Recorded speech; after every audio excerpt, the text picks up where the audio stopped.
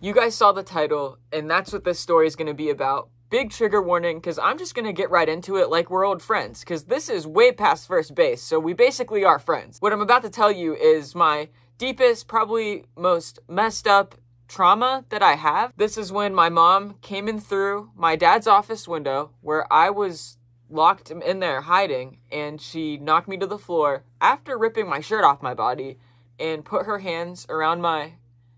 And yeah, now you're probably thinking, why would a mother go through a window and start doing that to their kid? Like, what did you do? Did you slash all 4 tires in her car? What did you do? Well, here's what I did. I didn't win a cross-country race. I qualified out of districts to regionals, but I didn't beat my teammate. I didn't get first like her. Yeah. On the ride home, my mom was going on about how when we got home, she was going to unplug the internet. And I'm a writer, so I would go online and I would write online with my friends or alone. That was like my social life. I was definitely more of a loner in school. Like, the only people I mainly talked to were my teammates, and I would just go home and kind of do my own thing. I never really went out or partied, you could say. My mom knew that, and so the best way to punish me was either taking the computer or unplugging the internet entirely, because if she unplugged the internet entirely, she had 4G on her phone. I didn't yet, so that means the only thing I would be able to do all weekend would be to read or do homework or sit and think about my loss, which is what she mainly wanted. Well, this time I was starting to get defiant. I was 14, I was coming into my own, almost 15. I was going to be 15 in a month. So I was almost 15, I'm coming into my own, and I'm tired of this injustice. Like, you're a runner. If anyone knows how running works, you're going to have off days. Why am I not allowed to have an off day, but all the other girls are? And why does it matter if I got 4th instead of 1st when I'm going to regionals? It's not like I didn't qualify or something. Doesn't she sound like a lovely mother? I'm thinking in my head the whole ride home. The moment that we pull into the driveway, I'm gonna get out of the car first, bolt inside, and go lock myself in the office where the internet box is so she can't unplug it. So that's exactly what I did. The moment the car rolled into the parking lot, I jumped out of it, go through the back door because we lived in the country so it was never locked, and I grabbed my laptop off the couch and I went into the office and I locked the door behind me. I figured I would just sit in there with my computer and the charger until I needed to relieve myself and just enjoy what little time I had. My mom had other plans. When she came into the house and she realized that I had locked myself in the office, I swear that's when she started seeing red. I had done little stunts like this to try to fight back at my mom before when I felt like she was being unfair, but this is by far the biggest, you could say. You know, before I would just say no and refuse to go get the computer, but this time I was denying her access. This was the first time I kind of got the better of her. So she starts by shaking the door, banging on it, yelling at me to come out, threatening to take the computer and the internet away for the rest of the year, or for the rest of the season, but I still didn't come out because I thought it wasn't fair. I should be allowed to have an off day. Well, that's when my mom goes and gets a hammer. She comes back, she has the hammer, and she starts banging the doorknob with it. And at this point, I'm realizing she's gonna get this door open. So I take my scrawny 14-year-old body and I push my back against the door, and I'm holding it like this. Like, I'm backed up against it. Here, I'll show you. I'm backed up against it like this on the floor, and my foot is against the opposite wall in my dad's desk to keep it from budging. We fight like that for a good 2 minutes, with my back against the door, my feet wedged against the objects, and her trying to get in. That's when she threw the hammer down, keeps on cussing, and storms outside. Now, there's a window in my dad's office, so the first thing I do is run up to it and look out of it to see what she's doing. Well, I watch her go up to the tent me and my dad put up for me, just so we could kind of camp outside.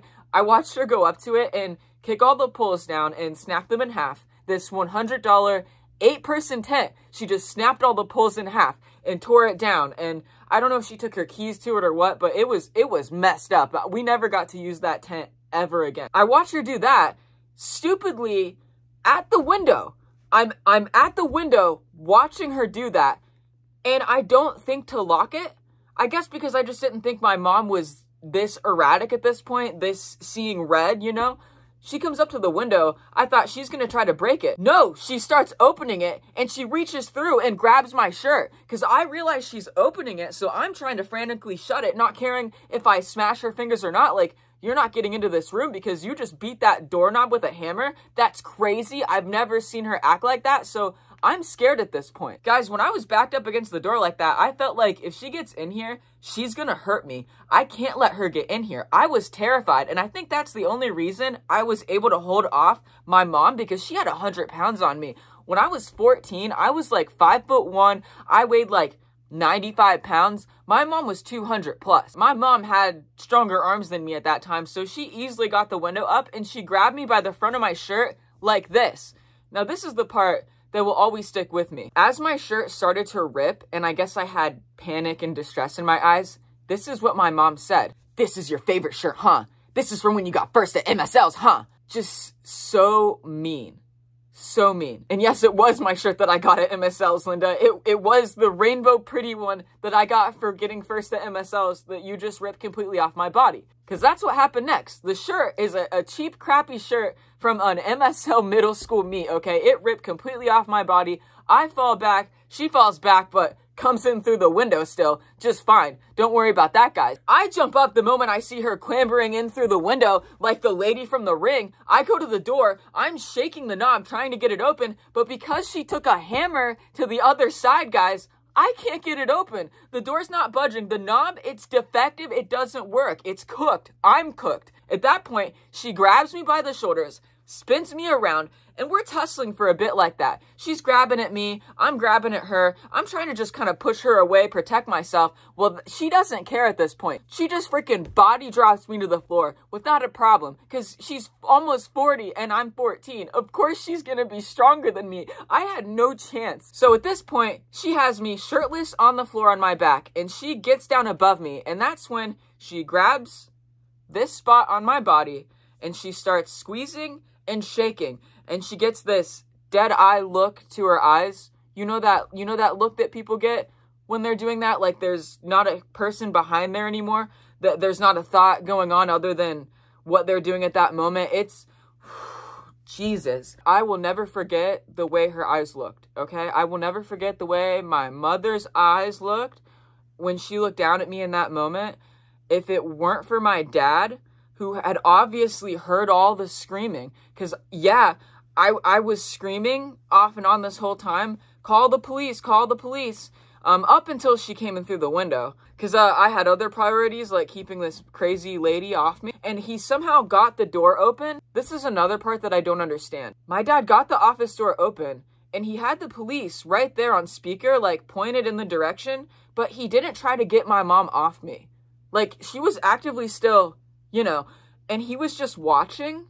But, like, he had the speaker out, I guess. I don't know. My mom realized that the cops were on speaker, so she immediately jumped off me. And I jump up and I bolt. I'm gone. I run past both of them and I dash outside because my fight or flight was kicking in. All my body was telling me was get out. Get away from her. If you stay near her, you're not gonna survive. Get away from her. We lived on 14 acres at this point. I just run out the back door and I'm running across these acres. I run really far, and it's not until I'm a few acres away that I realize I need to go back because the police are gonna come and I need to be there, obviously. So then I start walking back. I'm also shirtless still. I'm just in a sports bra. It's a good thing we don't have neighbors because I don't know what they would have thought if they saw me. I end up walking back, and instead of going through the back door because I didn't want to risk running into them because that's where I ran out, I went through my bedroom window, which I always had unlocked just so I could make quick escapes. I find a shirt to put on so I'm not completely, you know, when the police come. I go back out the window, and then I go around the side of the house to the front yard where I find my parents waiting on the porch for the police. And I kind of wait off the porch to the side. My mom said, "Oh, come on up here. You're gonna look crazy if they see you standing out there." I just refused. I didn't want to be up near her. Well, the police come and they go up to my dad first, and he kind of points at me and then motions at my mom, I guess probably telling them what just happened. And that's when the cop motions to me to come over down to the driveway area away from my mom and tell him what happened. Guys, when I'm thinking back to that moment when I was 14, scared because my mom just did that to me, I try to think back to that moment and think back to what I said, and I feel like I gave him short sentence answers. Like, I answered his questions, but I just didn't give enough detail, or I guess I didn't seem scared enough to the cop, because that's what he said to my dad. I didn't seem that upset. I was so scared I was almost mute. I was barely talking. I know I had to have looked scared. I refused to go up near my mom. Those all seemed like obvious signs of distress. I guess because I didn't outwardly say, I'm terrified, I'm distressed that they just didn't think I was. My dad said later, on top of the not seeming scared enough, that I just wouldn't say much. But I remember telling the cops, yeah, I locked myself in the office because I was afraid of her, and she came in through the window anyway. And I think it's because of that 3 years later, when I was 17, and the cops were called out again, this time because she did that to my dad, I was ready. I recorded her doing that to my dad, and this time the cops couldn't deny the fact that my mom was the aggressor and it wasn't my dad. You have to understand something about my mom too. She can talk herself out of anything. The whole time we were waiting for the cops, she said, they're not going to believe you. They're not going to believe you. I'm the wife. I'm the wife. They're going to believe me. You just wait. They won't believe you. And they didn't believe us. They believed her. They believed her story that I was just a child acting out, that I didn't want to take my punishment, that I'm a bad kid, and that my dad is an enabler. A good-for-nothing, lazy enabler. And they believed her. Unfortunately, in our society, sometimes women like Ruby Frankie, for example, or, I don't know, Gypsy Rose's mom can get away with stuff because, oh, a mom wouldn't do that. Yes, they would. A mom would do that, and many moms do. Oh, hey. Someone came at the right time to make things a little more cheery in here. We're gonna talk about the part where the police made me hug her after all that. Yeah, you're not gonna believe this part. The police, after all of that, after listening to my side and my mom's side, they decided that my dad was the one that needed to leave, that my mom could stay in the house with me. My dad was like, no, I just watched her climb on top of my child and almost, I'm not leaving her here with that monster. I was then sent to go stay at the neighbors that night, but not before the cops did one more thing wrong, if you can believe it. My mom had asked me for a hug, and I told her no.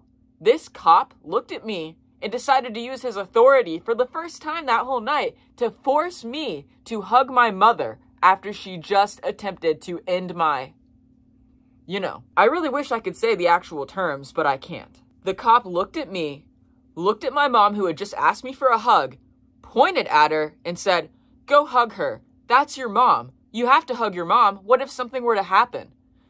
Yeah, what if something were to happen? Because something just did, and now I know that when I call 911, the cops are going to side with the aggressor. They're going to send my dad, who saved my life, away? If it weren't for my dad throwing a fit, the cops would have made me stay there in that home alone with her. And you all can imagine probably what would have happened. That's not even the worst of it, though. Because when my mom hugged me, when I had to lean in and wrap my arms around her and she pulled me up close, you know what she said into my ear? Told ya. Told ya. I told you they would believe me and not your dad. I told you I would get away with this. That's what she meant by that. And get away with it she did. For 3 years. Until I got it on recording, her doing the same thing to my dad. Then the cops had to do something. They had to do their jobs and file paperwork. Aw, poor babies having to do their job. Yeah. That's the story. I ended up going to stay with the neighbors. I came back the next day and everything went back to how it was. My parents moved back in with each other, with me there, continued to hate each other and have big blow-up fights, but nothing was ever done until, again, I got that video clip, which that will be my next story time. If you guys want to hear that story about how my mom finally got arrested because the cops couldn't deny that she was the bad person, then please stick around because that will release next Friday.